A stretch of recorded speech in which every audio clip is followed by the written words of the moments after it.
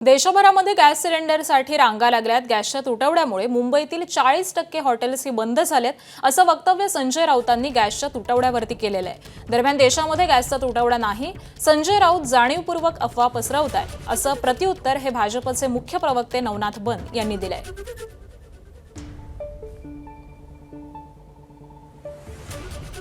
आजही पहा, देशभरामध्ये LPG गॅससाठी रांगा लागलेल्या आहेत आणि तुम्ही म्हणता सगळं आलबेल।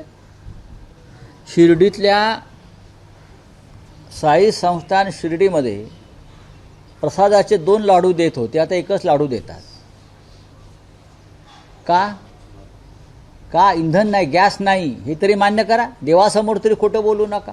या देशातल्या सर्व देवस्थानामध्ये सध्या हीच परिस्थिती आहे। मुंबईतली 40% रेस्टॉरंट बंद झालेली आहेत।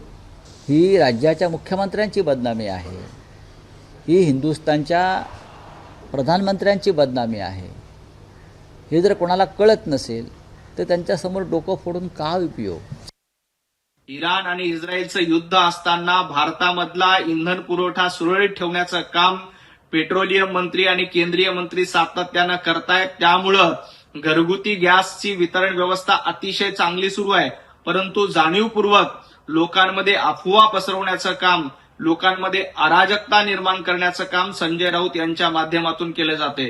आता काहीतरी गुजरातला टँकर येणार, भारताला येणार नाहीत, प्रत्येक राज्यातील नागरिकांना गॅस पुरवठा होणार आहे, त्याच्यामध्ये कुठेही अव्यवस्था नाही। एबीपी माझा, उघडा डोळे बघा नीट।